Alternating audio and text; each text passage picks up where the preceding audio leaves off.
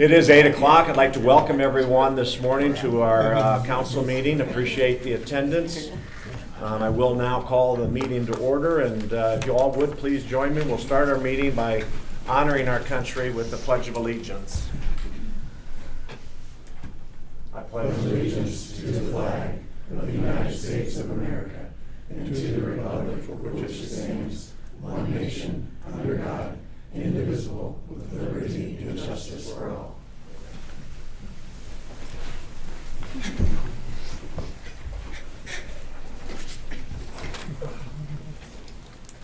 Again, appreciate everybody being here today, and we'll start as we have in the past with just a ray of sunshine or a tidbit of information that's going on in your department right now. Tiffany, you want to start us off, please? Sure. We're currently waiting on the state to get everything rolled to the treasurer's office for tax bills. There's still some hiccups and holding with all of the SEA 1 changes, so we're ready. So as soon as they tell us we're good, we'll pull the trigger and get all the information to Kay and hopefully get tax bills out on time. Very good. And for those listening at home or unaware, Tiffany is our auditor. Next, I see Carly here representing Circuit Court, please. Oh, geez. Thanks, Lord. You're welcome. I just told Paul, I really don't know what to say, except, as always, our addiction recovery court is going very well. If anybody's interested, I believe anybody can show up to come and see what Judge Rentschler and Julie Jensen Kelly is doing. It's great. We have 4, possibly 5. I think another person's being screened, so it's going very well. 3 of the 4 is in phase 3, so they only have to meet once a month, and their sobriety is, I think one of them is at 15 months. So we're very proud of that in Circuit Court and with Community Corrections. Very cool. Thank you. Scott, don't feel compelled to stand up, but Health Department Director, if you'd like to give us a report, please. I apologize for my attire today. I'm headed to the physician after this. So, the Health Department, big announcement in February. The Health Department was awarded the Local Impact Award at the State Department of Health at Public Health Day in February. Being our first year taking Health First Indiana funds and coming away with one of the 5 awards is a really big thing for our staff. And so we put that out there and announced that, and we're proud of the staff, what they've accomplished. Very good. Thank you for that. And I appreciated getting that email. That's pretty cool. Mike Ashby's here from the library. Mike, what do you have for us today? So Peabody Library is kicking off our 125th celebration of being here in Whitley County and working together with the community. So that's big. We've kicked that off with a logo redesign and a new tagline, where our community grows. So we have a lot of events coming up in the near future. We invite the community to come out and celebrate with us. Very good. Paula with Community Corrections. So first, I'd like to give a shout out to our county partners who are providing some great programming to our participants at no cost to them, specifically the Health Department, Purdue Extension, and our wonderful homemakers in the county. The time they put in, the thought they put into doing something special for our participants is much appreciated, not only by our staff, but the participants as well. In addition, it's grant writing season for us, so hopefully by the end of this month, I'll submit 5 grant applications to state operations. And next week, we will have representatives from the Office of Court Services to recertify our pretrial services program. Other than that, things are going well. Very nice. Ed Scott, Emergency Management. Good morning.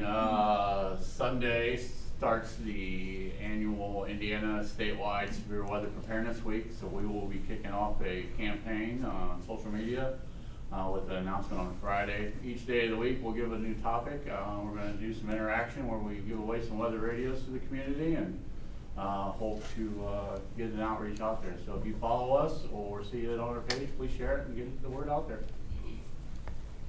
Thank you. Jen Christie representing probation today, please. We're fully in our building and operational and working out some kinks on learning the new system, but it's going well, and the participants seem to understand now how to get into the door, so that's going well. Very good. Amy Bechtold, Superior Court. Not a whole lot going on differently. Everybody's kind of getting back into the groove with Judge Ball being back on the bench. I personally am working on a case cleanup project for ancient infractions that did not maybe convert over to the Odyssey system the way they were supposed to. And so I'm taking that on, and the state is helping me clean that up as well. Thank you. Jennifer Shinneberry, HR, please. Sure. One of the many things that Chad encouraged was doing an RFP for our vendors every 3 to 5 years. And so I have initiated that process with our health insurance broker. So we've put that out to 4 different companies, and that is due on the 13th of March. So we'll be reviewing those and then making a decision on that in the next month or 2. Good, thank you for that. You're welcome. Kay Gatton, Treasurer. I will be leaving this morning for Treasurer Conference and hopefully get some answers from the state of what the delay with the bills and everything that's going on, so excited to go down there. Good, have fun. Angela Brown, Commissioner's Assistant. Hi. Really don't have an update. Things are running smoothly in the Commissioner's office and just handling day-to-day tasks. Rob, do you have anything you would have to share with us this morning? I don't want to spill the beans. I got the commissioner report coming up. I know you do. I know you're excited about it. Stacy, you have anything you'd like to share? Okay. Teresa, do you have anything, a ray of sunshine you'd like to share today? No. Okay. Well, we'll get right into it then, and first item on the agenda is Easterseals passages update, please. Can I come up there or sit? Oh, absolutely, yeah. Sure. So at the Commissioners meeting, I sat. Do I stand? Whatever you're most comfortable. You most certainly can set if you like. I'll stand because I have Ashley with me as well. Okay. So I'm Stacy here with Easterseals passages, and then I also have Ashley here with me today. So Ashley is over our day services, now called Boundless Days. So we are here to just give an update on how we're doing, and we appreciate you guys giving us the opportunity to have some time. So thank you very much. I do have a handout to pass around for you guys, so you have that. Just an update on our agency and how we're doing. So if you're not familiar with what we do at Easterseals passages, we provide services to individuals with intellectual and developmental disabilities. And so under a wide array of services, a part of that funding stream is under Medicaid waiver services. Part of it is under group home services. And so if you're not familiar with some of those services being changed at the state level and federal level, waiver services have changed just because of being better stewards of funding streams. I'm sure you have heard some of those things. So waiver slots have been capped for this fiscal year, meaning that anybody that resides in a supported living service, nobody else is going to get a waiver slot for the year of 2025. They're really trying to be more intentional about pushing people into a group home slot for the year of 2025, because they have about 200 slots available across the state of Indiana. So really trying to stabilize what that looks like. So for our supported living sites, we don't have any open, I'm sorry, I'm getting ahead of myself. I'm a little bit nervous this morning, so please be patient with me. Let me talk about the staffing slots first. So for supported living, we have a vacancy rate of 32% for our staffing. For group home, we have 63% for our vacancy rates. For Boundless Days, which is our day services, we have 0%, and then for community living, we have 0%. The difference between supported living and group home, again, supported living, those individuals live in their own setting. They split the rent, the utilities, they share their staffing. Group home, it's more of an all-inclusive setting, right? So it's, the state says, here's your per diem for the day, you get it to cover staffing, the cost of the house, utilities, food, all of it. For Boundless Days, it's more of, we want to serve that individual in not only a day setting, but also in their community. So I know that we have a gentleman from the library is here. We love that partnership with the library. We do Brush with Madness. We do a lot of different activities for the library. We really enjoy Peabody Library. But it's not just that. We go to Sunny Path. We do a lot of different things in the community. And then community living is more of a one-on-one service, as far as maybe it's a friend or a family member that works with that loved one, either in their home or in the community. We recognize that vacancy rates continue to be a struggle. We continue to struggle with staffing. So we have posted a position to really focus on what is the cause of that retention being a struggle. So we posted a Director of Culture and Talent Development position, really trying to hone in on what that struggle is and how can we resolve that issue as we're looking forward into 2025 and 2026 and beyond. Thank you, Ashley. So any questions on that? And then looking at our department and total participants served, supported living, we do not have any vacancies at this point. Group home, we have 1 vacancy. And if you're not familiar, those referrals come directly from the state. The state determines, based on the level of care for the group home slot that's available, who they can refer to that setting. So we wait for those referrals from the state to come through. And it can be from anywhere in the state. So they may have somebody that's coming all the way down from Valparaiso that they feel like it would be a good fit for the level of care that's available for the Columbia City home that's available. They make that decision. We don't make that decision. And then we are accepting referrals ongoing for all of our other programs, including employment, reemployment transition services. And then, as you can tell, we're actively serving lots of individuals in those settings. We have lots of various partnerships. So we had a conservation grant over this past year where we partnered with Sunny Path. And so we actually, are you familiar with Sunny Path? Anybody? No? Okay, so Sunny Path was started by a music therapist and a behavior consultant. And so it's actually here in Columbia City. It's like a small area out in the country. They've got a pond, they have animals. And so our individuals were able to go out and actually learn about conservation, the animals, what all of the things that it goes to take care of that land. And it was a change for those individuals. They actually started to open up and talk. People that don't normally talk in a day services setting were talking and interacting with the individuals, their peers, the animals. And so it was a great partnership. We're going to continue that partnership going into 2026 summer. We actually also got a grant for Pay It Forward with Windswell, or now is Windswell, it was formerly AWS. And so the community passport, we were able to go out and have engaging opportunities. We also got to Pay It Forward with First Church of God. Do you want to kind of touch base on that a little bit, Ashley? So every year AWS puts out a grant that you can apply for.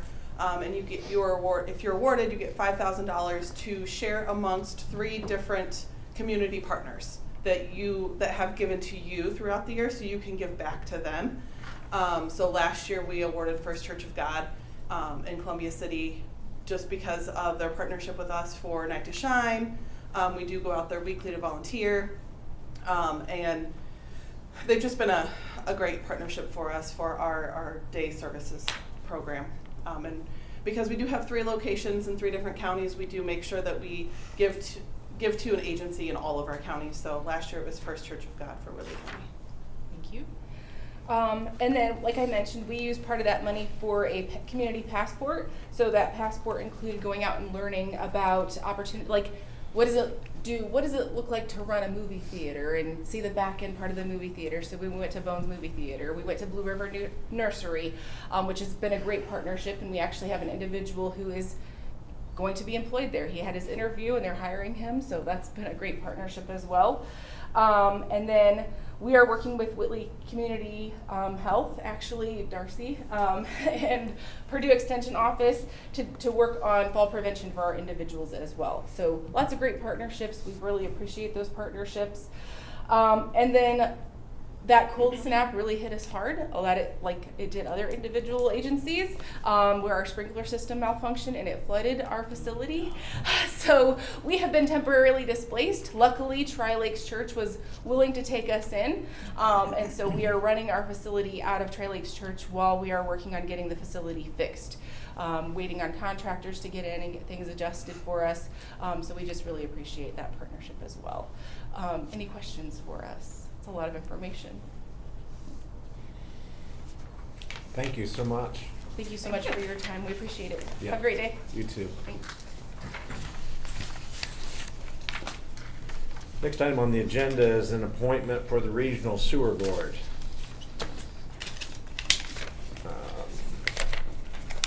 Is that a yearly appointment, Tiffany? I do believe it's a 4-year. 4-year appointment. And Joan was working very diligently to help try to figure this out. I think we had a little Yeah. bit of miscommunication of whether it was a council or a commissioner Yeah, we're appointment. commissioners. Yeah, we do need to talk about our committees. I've been working on them. Nikki had said she would be willing to continue on if you wanted to, or if we wanted to elect someone else, whatever we came up with. But if we did assign Nikki back into that position, she would like the board to retro that back beginning in January. So at the beginning of every term, it would start on the current year. She has been attending the meetings, just not voting, so she didn't miss anything. One thing I'd like to discuss is on how we do this.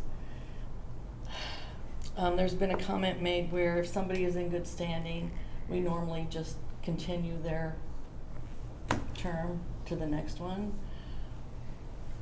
So we need to determine, are we going to continue it that way, or are we going to solicit for people to come in and apply and re-vote from a batch of people at every term? I think we need to determine that, because this really wasn't solicited, other than our meetings where the public heard. That's the concern. Are we going, we need a consistency on how we move forward on the board members. If they're in good standing, are we just gonna roll them over? Or are we going to ask for people to submit applications and start fresh every term? I don't know what the answer is. But we need to determine it so we can get this more organized. My preference would be to solicit applications.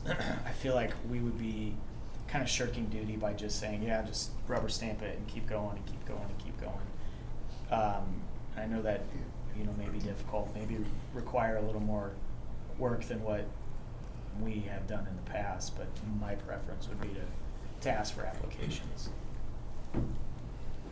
Are there any other boards advertised? I call it advertised. You say No, this because wasn't it's advertised. it's just No other been- boards are Well, advertised or anything? We did the library, the last time the library came up, we solicited that out and had people apply. But normally it's just, because they're so far apart, all these are 4 years except for the alcoholic beverage, and the regional sewer district is 3 years. All the other ones are 4 years. So we just need to come up with a plan so we can move forward for the other ones coming up, and even the one today.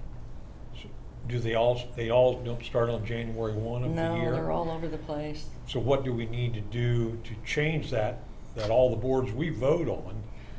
Well, I've thought a lot about it. You were gonna try and get them all the same. If we could move half to January and then half to June instead of all over the year.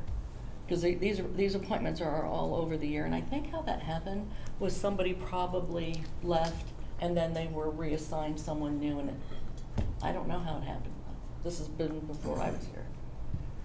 But it's hard to keep up with the reappointments or reselection when the dates are all over the place. Like we've got February 3rd, September 7th, May 5th, May 14th. They're all over the place. And if we just had a couple times a year, then we know this is coming up. Who do we have coming? I don't know that, I'm just suggesting. I'm just trying to get this cleaned up so we can keep on it a little bit better. So we just need to decide, are we going to do an auto rollover, or are we going to ask for people to submit applications and start fresh at each term? I think if we're going to do the application and start fresh, that would have to be something that started a few months in advance of whenever At least the appointment. 2. Yeah, whenever the appointment is to begin. So again, that would be my preference, just because I feel like rubber stamping somebody on a board is, sometimes it works, but sometimes it doesn't. And I think the appointments that we make to boards are, sometimes they're just Well, it's hard to get people, you know, I in all agree. fairness, it's hard to get I these agree. boards full. Volunteering it's always tough But I to get kind of see a volunteers. switch coming, it's kind of changing. People are reaching out saying, is there anything I can help with? And the response is, well, you could watch the boards, that's what I say. So, I don't have the answer. I think we need to come together and decide what we want to do so we can move forward with it. And I don't know, Mike, do you know, is that a possibility to move all of your people to one time, or does it have to be when the vacancy was filled? I can look into it. I just know that the appointments now are because of historical, and it goes back farther than anyone on staff knows, so. Yeah, I think so too, probably. All I of think, these. I think that would be maybe the next step, Joan, if you want to continue to spearhead this, is to look into, do we have the authority, once we appoint somebody to a 3-year term, do we have the authority to shorten that by 6 months to get them on a annual January Or extend. or extend, yeah. So I think that would be some great information on each one of those boards to try to figure out if we're within our authority to lengthen or shorten any of those terms and to get it standardized. Great work. So what's everybody gonna come, are we going to allow reappointment, or are we going to do? I would motion for Nikki to resumes. be reappointed to the Regional Sewer Board. I'll second that. And you want that back to January 1? If we can, Okay. then that way everybody knows, and she knows when it's due, and she's in agreement too. It's actually her idea. If we can, I mean, I don't know. Well, I don't know if we can do that, but we can certainly say that we appoint her from this point through the end of whatever year that you want to make it to. Well, it's a 3-year term, so it would be, her term was up October 4th, 2025. And there again, this just got missed because there's no consistency. So it would be 3 years from that, so it would be 2028. It would be just the month that we need to be concerned with. Are we gonna follow through October 4th, 2028, or move it to January, which she's in agreement with? It's whatever we decide. I'll amend my motion to make it retroactive to January 1, if we can. If I could You wanna maybe wait add till we to get it that we don't clarification? generally meet before that date to make reappointments. I think it might be a better idea to make it January 31st of whatever year. And then that would give us the month to make the reappointments before their term would expire. That would give us our meeting in January to do that. Okay, that sounds good. Yeah, that makes sense. So that would give her term Do I need to January 31st, re-amend my 2028. amendment? If you would, that would be Sure. great. If you, and maybe define what will be the January of what year that we will reappoint, please. Sure. So I will re-amend my amended motion to be retroactive January 31st of 2026 through appointment of January 31st, 28, or 29. It'd be 29, would be 3 years. 29.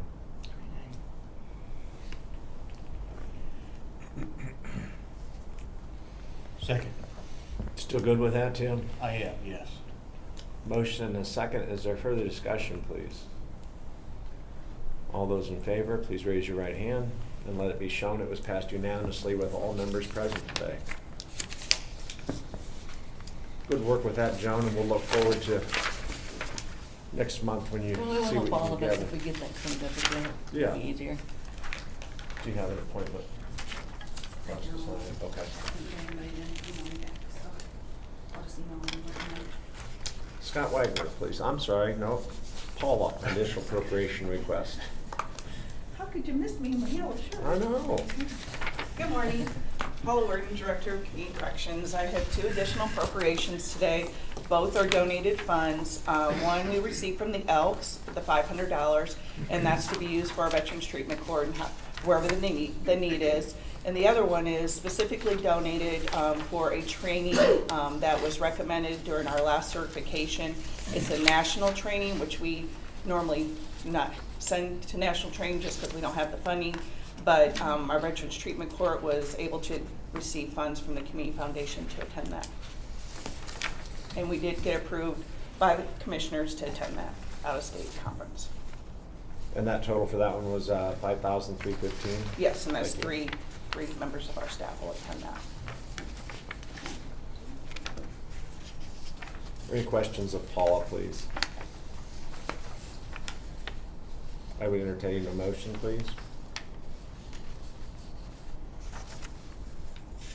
I'll make a motion for additional appropriation for, the first one would be $53.15, and the second would be $500. I'll second. Motion and a second. Is there further discussion, please? Then we'll go to the vote. All those in favor, please raise your right hand. Let it be shown it was passed unanimously with all members present today. Thank you very much. Thank you. All right, Scott, come on up. Or come on over and sit back down. Today we're here to appropriate Fund 006 for monies from SDI for Darcy's Evening Women's Program. And you have received those funds already? We have. And you're anxious to spend them?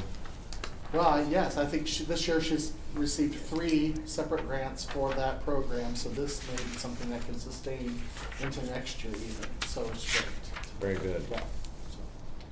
Tell her we appreciate that hard work. And she, so February was the first month for that program, and last year we averaged 20 to 30 people. We had 40 ladies there, so it's really growing.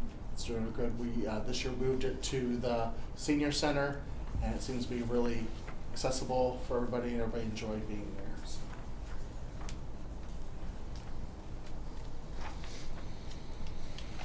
Any questions for Scott, please? Is there a motion, please? I'll make a motion for the additional appropriation of $600, $1,900, and $500 for the health department. Second. Motion and second. Further discussion? All those in favor, please raise your right hand. And let it be shown it was passed Thank you, Scott. unanimously. I have an additional appropriation for an interpreter grant. Is there someone here to speak on that, please? This is what Amy presented to you guys last meeting, and we missed the day by one for the advertisement, so now it's been advertised, it can be adopted.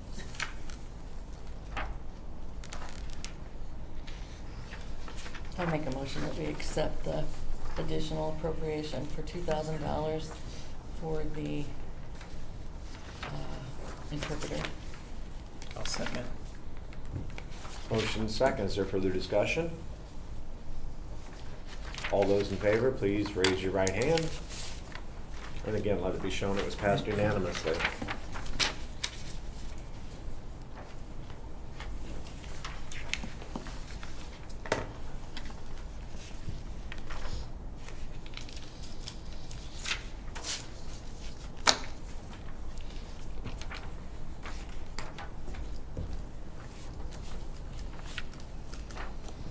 Next item on the agenda is from the Commissioners, an additional appropriation of Coon Cap. Who would like to speak on this today, please?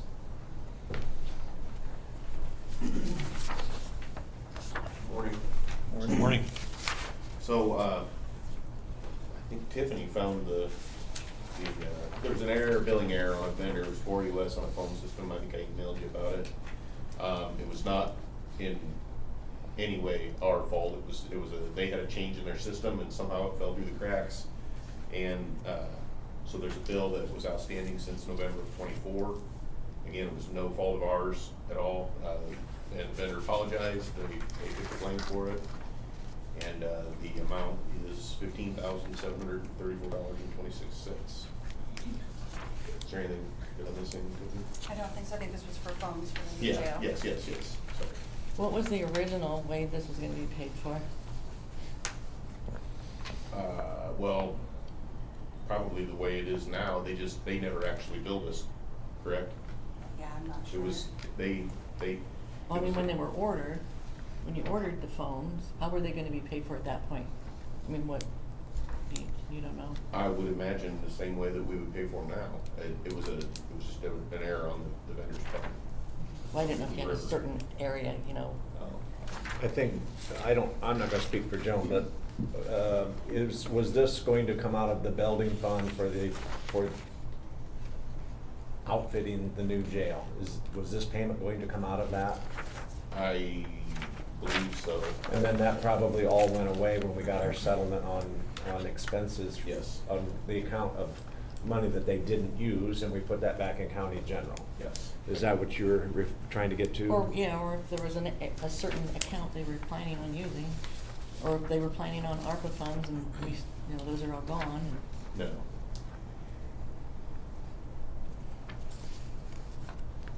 I'll motion that we approve the bill to be paid out of QCAP for the commissioners in the amount of $15,734.26.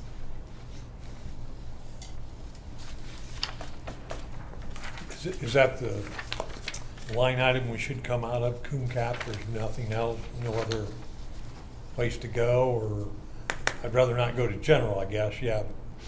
That, Tiffany, would you suggest QCAP? Yeah, that Okay. makes sense. All right. I'll second Nick's motion. I have a motion and a second. Is there further discussion, please? Hearing none, we'll vote on it. All those in favor, please raise your right hand.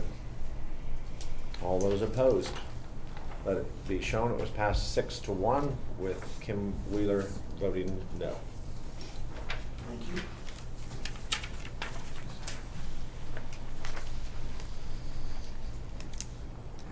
Next item on the agenda is rainy day transfer. Tiffany, would you like to give us background on this and what we're doing here, please? As you recall, last year we moved $3,114,400 into rainy day. We had discussed last year that you guys would like to see this kind of be brought up every year, so we put it on the agenda today. If you would like to do so, we could move $3,128,000 into rainy day, which is 10% of the DLGF looked at and approved budgets. So when I had provided you information, we have potential if every department would spend all of their funds out of county gen, having a balance of $6,505,000 in county gen at the end of 26. Cash balance that I had sent to you guys that day was $8,617,000 and some change in the general fund. So. And that's before this. Correct. This, when we started this, or I don't know if we used to do it, but Baker Tilly suggested we start putting more into the rainy day fund and get it out. Okay, that's what I thought. Okay, thank you. And just as a reminder, the rainy day fund can be transferred out of into wherever we want to, back into county general at any time. I'll make a motion that we transfer $3,128,000 to rainy day fund. I'll second. Motion and a second. Is there further discussion? Hearing none, we'll vote. All those in favor, please raise your right hand and let it be shown it was passed unanimously.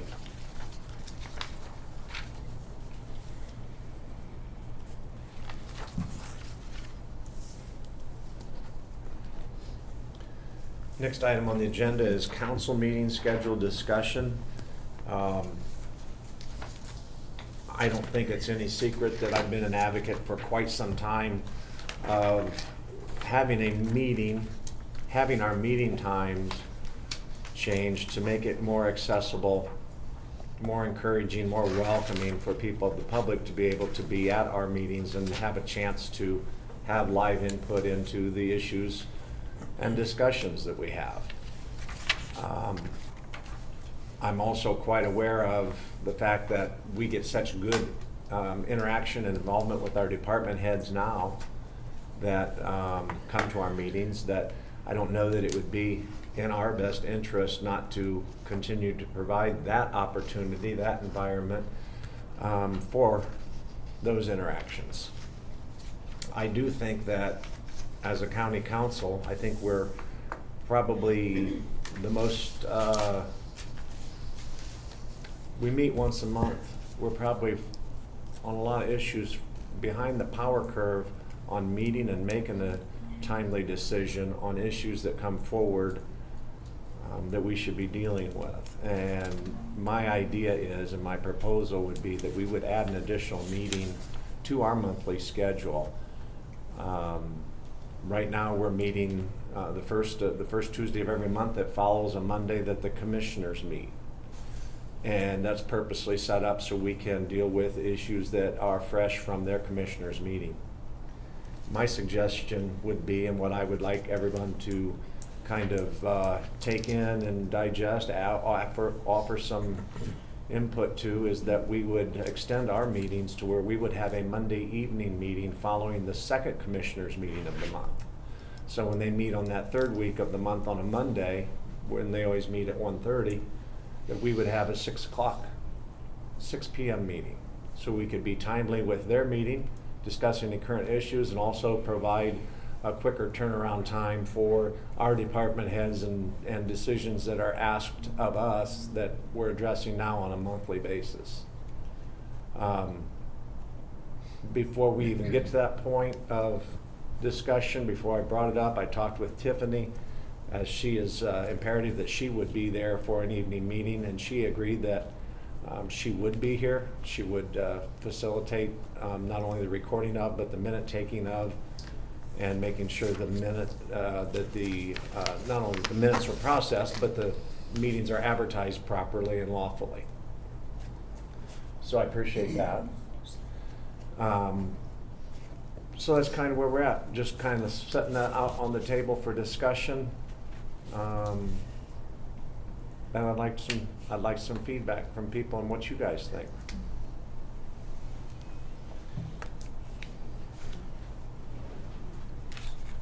So I'm the new guy, but I do think it makes sense. It gives the members of the public an opportunity to come to that evening meeting and, provide some input and share with us. So I think that would be good.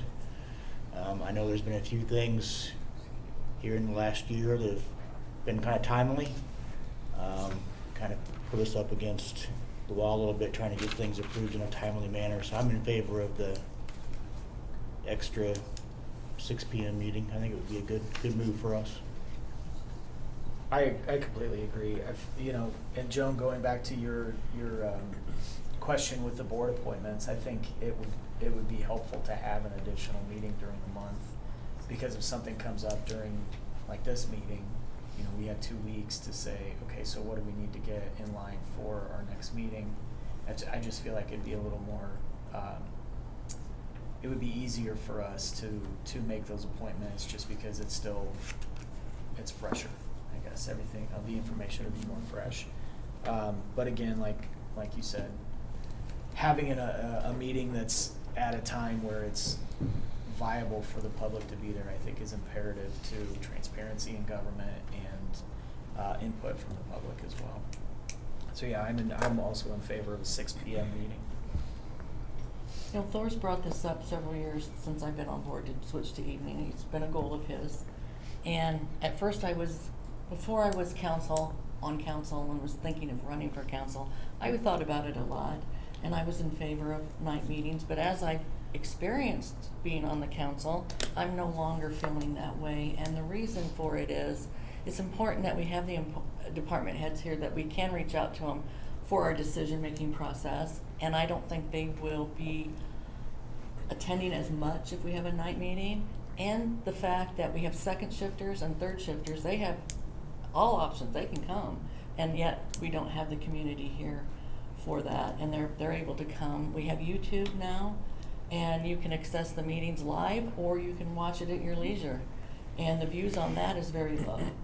So it's not supporting the community will come in and watch so I'm not in favor of changing our meetings to evening.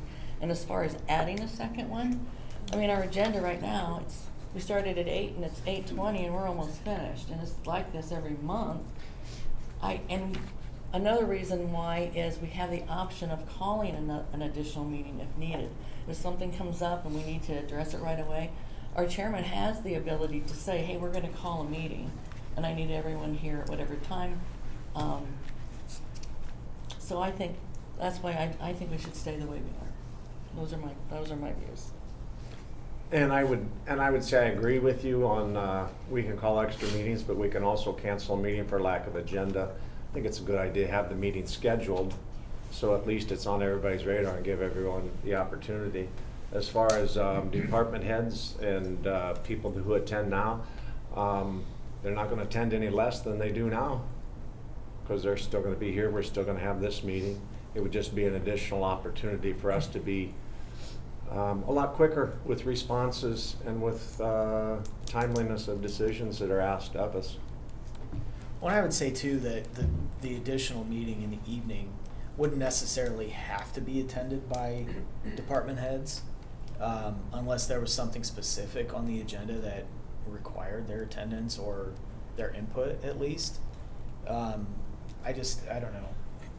I feel like I don't want to say we owe it to each other, but that's kind of where I'm going, is I feel like we owe it to the taxpayers of this county to be more present in the decisions that we make, if that makes sense. I don't know, I think we try it, and if it doesn't go anywhere, if it's poorly attended, or, you know, we cancel more than we meet, then we reevaluate, you know.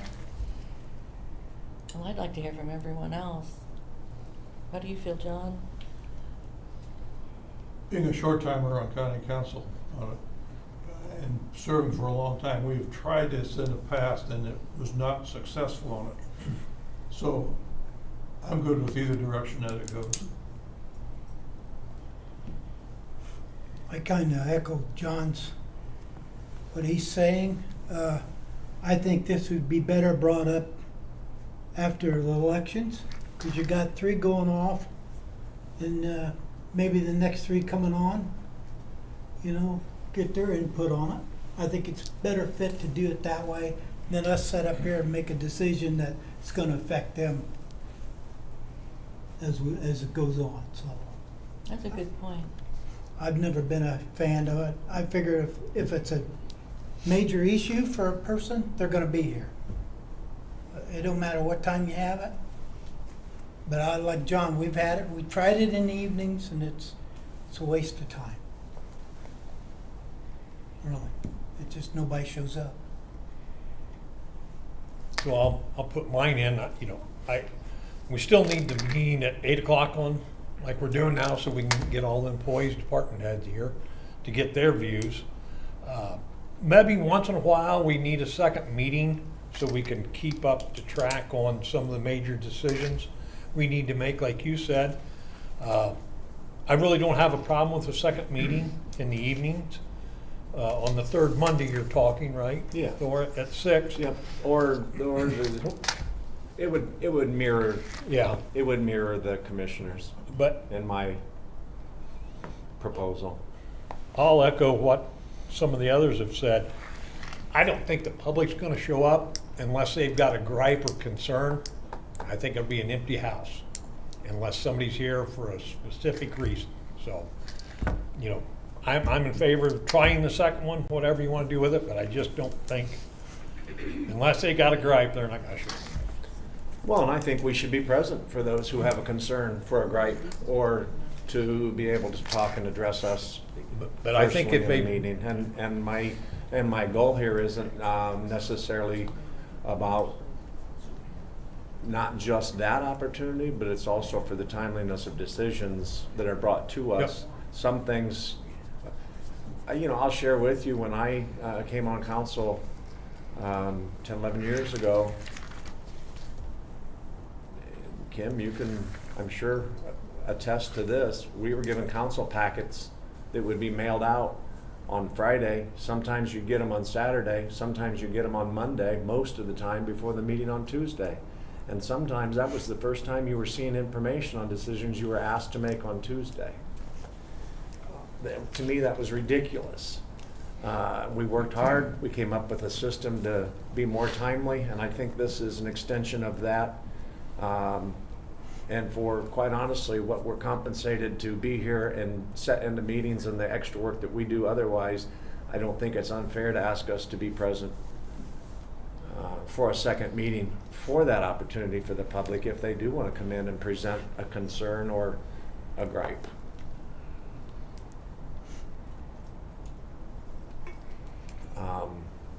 Unless there's somebody else that would like to speak on it, what I would like to do is we will put this on the agenda for next month to make a decision on.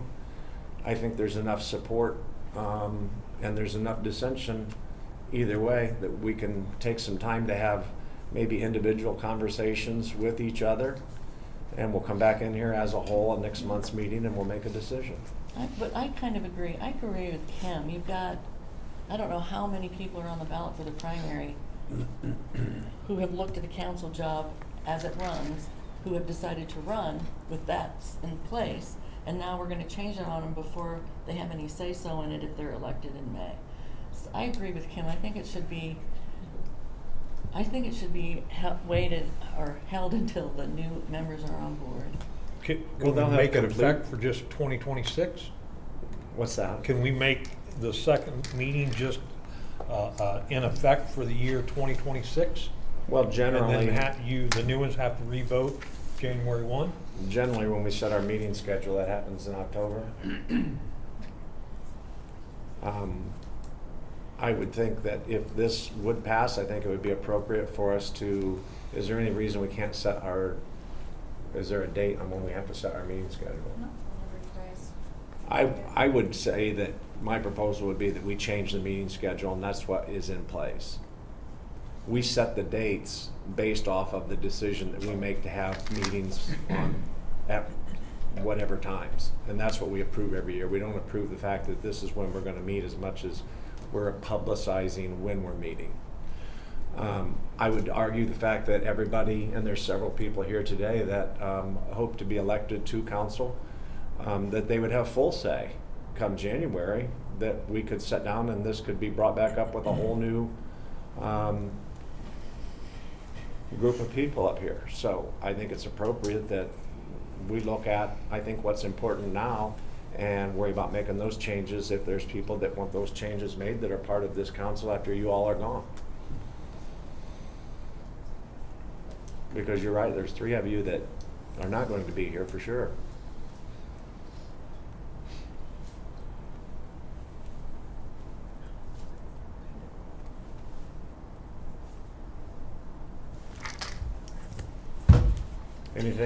Anything else, please?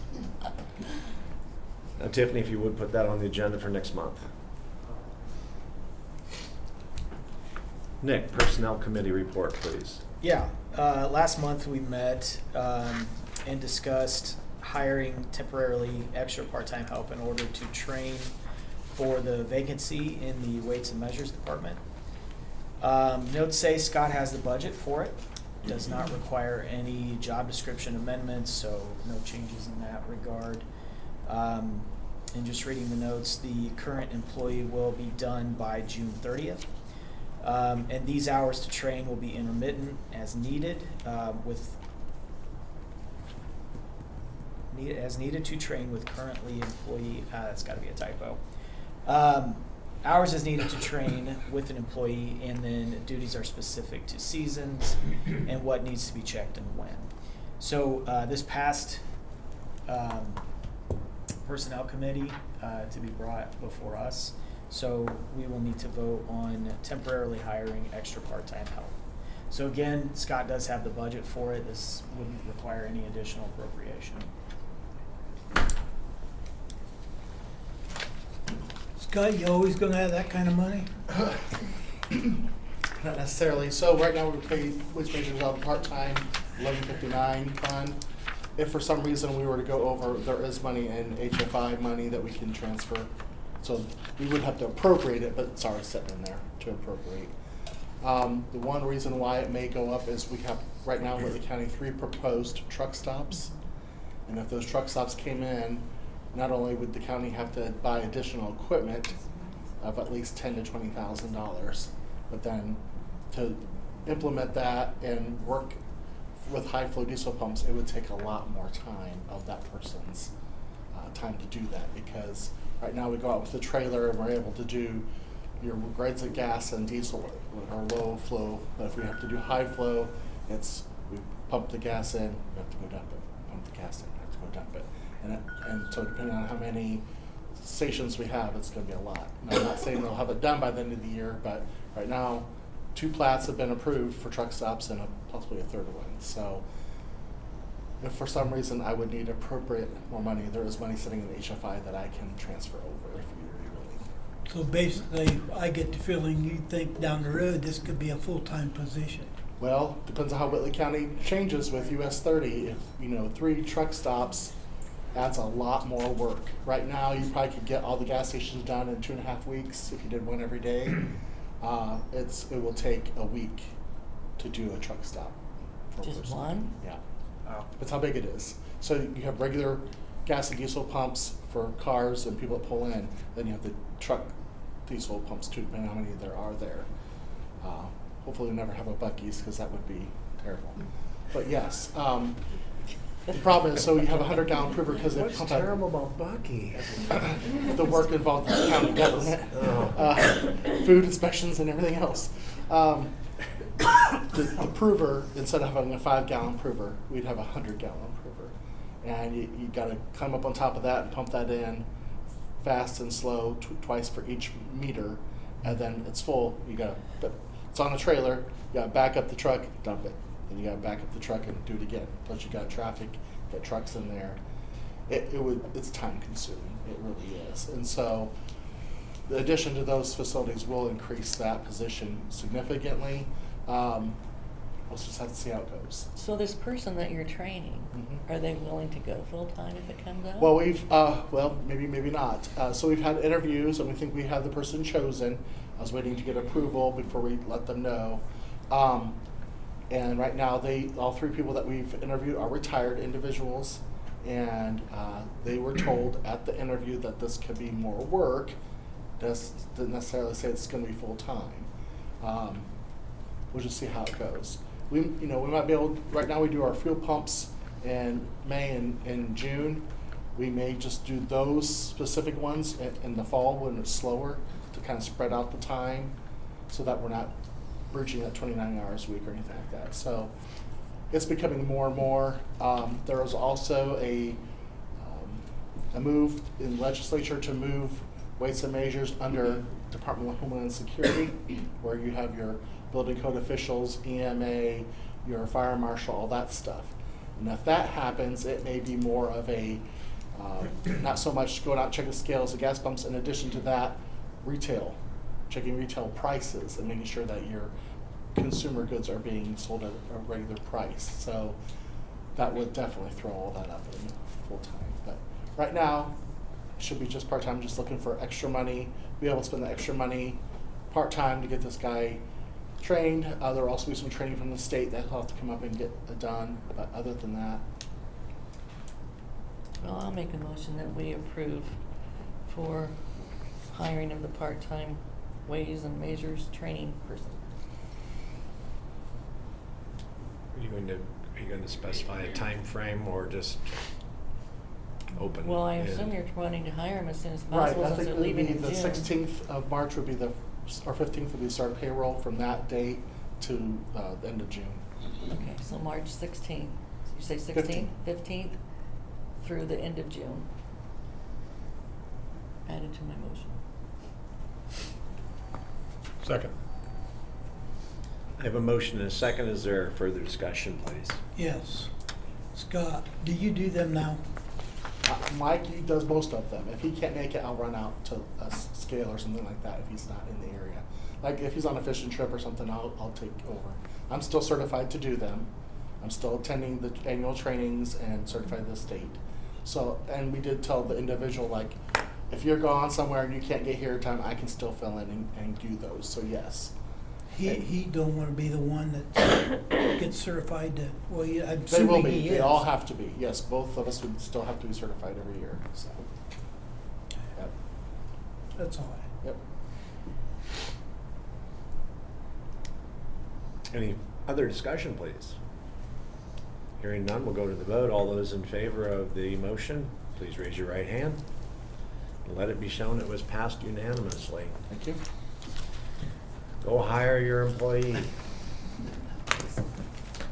Additionally, last month with the Personnel Advisory Committee, we spoke about having Jen and the department head do exit interviews with employees that are leaving, just to find out, you know, why are they leaving, blah, blah, all the things you could find out during an exit interview. Jen is kind of going to be working on some of that and putting together a plan is what we really decided. Do you want to speak on that or just call it good? Yeah, I currently do exit interviews, but I think what you were speaking more on was just maybe a process of when a position becomes vacant, having more of a process of looking at it as a whole with commissioners and council on whether the position needs to be filled. That's right. That's what it was. Yeah. So kind of coming up with a process for that. Right. To really assess the viability of the position, if it's necessary to refill. If those additional responsibilities could be taken on by existing employees to kind of do that, and you know, that's what Jen will be working on. So that's really, I guess, the nuts and bolts of it. Yeah. So, but other than that, that was it for personnel. Thank you for that, Nick. Welcome. We're ready for the commissioner report, please. Morning again. Just a couple things that we've been working on. You guys all just with your sewer board, our appointment to the Peabody Library Board is coming up in June. The gentleman that's held that position is, to my understanding, termed out. He's done 4 4-year terms, and that's the limit. And so we had the idea to utilize social media as a way of getting the word out about the opportunity, and we were fortunate to have several what we believe to be solid candidates emerge, and so we're in the process of setting up meetings with them to meet them, learn more about them, and then we'll make a decision about who we'd like to appoint after we've met with those folks. And then the biggest thing we've ongoing is looking at addressing or improving the security and the safety for both the public and employees here in the government center and at the courthouse. So there's several things. We've had 2 meetings now with EMA and security to go over different options and things that we could look into to do that. There's been a whole packet of things that EMA was good enough to put together for us to consider different options. I think we had 11 different options that we've discussed, and a couple of the ones that we've kind of narrowed it down to in the interest of being fiscally conservative and also trying to pick the most effective options. We're looking into updating and or replacing some camera equipment. The last time it was updated here in this building, I believe the courthouse was 2016, and that was actually 3-year-old technology at the time because it was at that time they were trying to save money. Some of you were around then. That was well before my time, so I don't know much more about that, but I know that in this day and age, a 10-year-old computer or camera is probably approaching being obsolete and in need of replacement, but that is a significant cost. And so that's, once we get over the sticker shock of that, then we move forward. But another option we've looked at, there's a safety and communications app that EMA has researched extensively. Received proposals from, I believe, 3 different vendors. We narrowed it down to one that we think would be the best option for us, but that we're betting if that's the most effective use. That would roughly cost in the neighborhood, we think, of $7,500 for 3 years. $5,000 a year. $5,000 a year. With, okay. Or $7,500 for one. And they've actually been very, very patient with us. We've asked for an extension of the proposal 3 times now, but they're wanting an answer, so we've got to make a decision in the near term on that. And then the other option that we're also considering and will come in front of the personnel committee is we've got part-time security here in the government center, looking at possibly going to full-time with, it would be a rotating schedule of different security staff members. That Adam Johnson's the head of that at the courthouse, and he also oversees here, and he makes the schedule. And it's just kind of random times right now that if you're in the building, a lot of times you'll see a security guard go through or be spending some time over here, and I'd like to look into possibly expanding that so that when the building is open, there would be a security person here on staff at all times. So those are the options we're considering, and still trying to figure out what's the best option to go forward with. So that's about it for what I've got. You have any questions for me? What's your projection on what the additional expense is going to be to have full-time person here at the government center? So currently, Adam has a staff of, I believe, 7, and he could finagle the schedule without additional help, but they would be stretched to the absolute maximum. And then if someone takes PTO, someone's sick, those kind of things. So as far as the total cost, we're looking at adding a couple of part-time positions. He has people on staff that were willing to work more hours, and so that's obviously the first option. But if we have to add 1 or 2 part-time people, that's something that we're looking at into the possibility of. But it would be actually, I think I have a number. So you're not anticipating it being a full-time employee additional where we would be paying a benefit package too, That's as kind far of- as insurance? It would that's just kind of be an the goal. additional part-time people? Yeah. So an increased security hours, at a 30-hour per week increase, his estimate is just over $42,000 annually. That is cost assuming current staffing in the building is 10 hours per week. This number essentially makes it so there is full-time security in the government center. So that's a solid option that we're definitely considering. There were other options we looked into in terms of changing some doors and things like that to make them a little more of a barrier, I guess, maybe. But that's just, I felt it was cost prohibitive because once you start replacing one door, then you might as well have to do them all, and it's just a never-ending process. So I think there's better options. So that's all I've got for you. Rob, any update on the jail? How you getting along with the? Mark Sturman has been instrumental in his staff in terms of the biggest issue I think you're referring to is the rooftop units that continue to give us issues. He actually had a consultant come and he met with, they looked over the situation and I guess the consultant advised Mark that we're doing the right thing. It's a difficult situation with the building being occupied that we continue to have issues with it, but there's really not a lot of options. And we just continue to fix them as they come up. So I don't think Mark's here. So are you saying we're just gonna be stuck with this? Well, once we, I mean, it's an ongoing problem that once we find the solution, it hopefully will be fixed. So, but it's just essentially what I think happened is some of the equipment that was selected from a cost saving standpoint, and it's you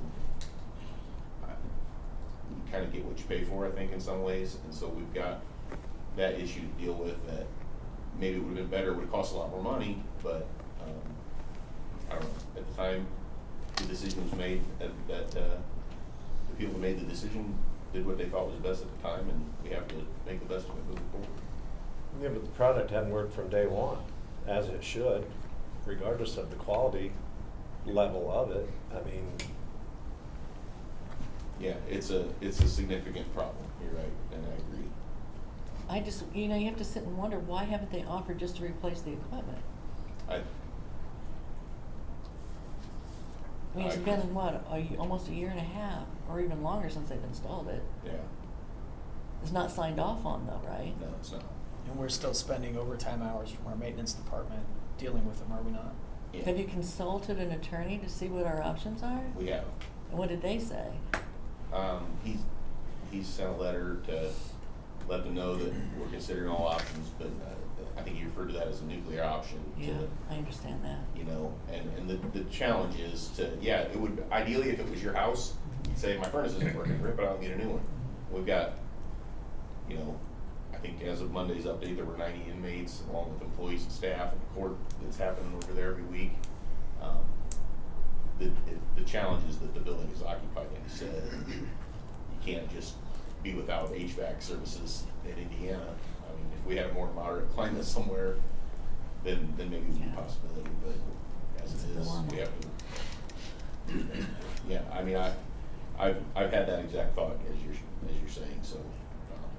Bad thing about it is, though, Rob, most of your equipment like that in a commercial set like that has got a year warranty on it. And then the manufacturers are gonna fight you then to send it back, or for them, it's gonna end up being back to the engineer or whoever, the architect. And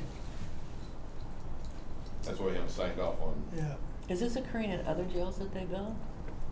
Is it a recurrent other places? I can't speak to that. Okay. That'd be interesting to know. I don't believe so, but I can't say for sure. Okay.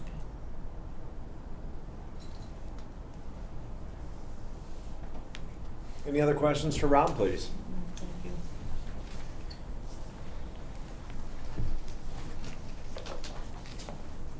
Minutes from February 3rd, 2026 meeting. Has everyone had a chance to review them? And if so, are there any additions or corrections to the minutes as they were presented to you?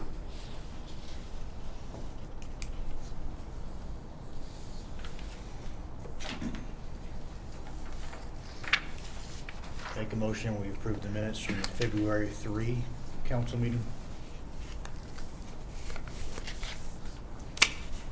No second. Motion is second. Is there further discussion, please? All those in favor, raise your right hand. And let it be shown the minutes were passed unanimously.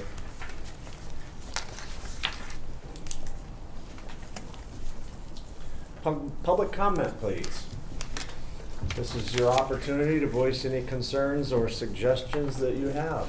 The floor is open. Or any more rays of sunshine, Paula, that you thought of while you were sitting there? I would take up another hour probably if I started. Well, we do have a personnel committee meeting following this, so I'll ask you not to. Thank you. I have nothing additional for the meeting. Nothing further. I do. I think we need to talk about getting an updated WIS evaluation of like-sized counties before our budget meeting. We discuss this every year, or mention it every year, and we're always too late. We haven't had an update. I think the one we have is 2021. I'm not sure of what the, I'm not sure. What kind of the year is. update are you looking for? Where we do comparable wage analysis on counties to see where we're sitting. There's a book that comes out every year. I think there's a copy right over here from this year. Maybe not. That has all that information in it. 2024 is over here. Do you have it? And is it the one that we had in the beginning that showed all the comparisons?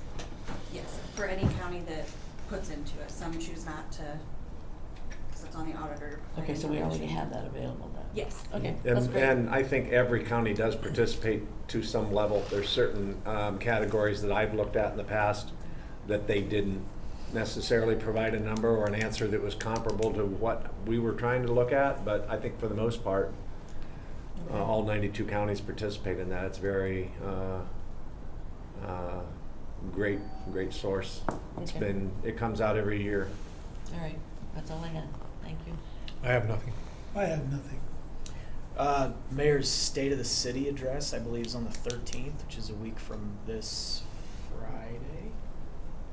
I think it's the 13th. So whatever day the 13th is, I believe it's Friday. Yes, it is. So I would encourage all those Columbia Township people to attend, as it does affect you. Last year there was good information, and I think this year should be no different. So I will be in attendance. But that's all I have. Thank you. You're welcome. Last thing one more thing, sorry. Yep. Sorry. Teresa and I are going to the broadband conference on the 18th and 19th. Well, the 19th, not the 18th, this month. So she's being recognized for her efforts in helping to shape the broadband conversation for this county, and I'll be happy to attend with her. And I think you're speaking too, aren't you? Yeah, well, you're being highlighted as well. I am too? Yes. Well, you didn't tell me County as this. a whole. In the Midwest, we were number 1 or number 2 in getting grant funding in the entire Midwest. So they want to know how we did. So yeah, well, since Teresa, Nick's been on the broadband committee with me, I thought it'd be appropriate to have him attend as well. yeah. So yeah, as Teresa is being highlighted, other counties kind of want to know how we did it.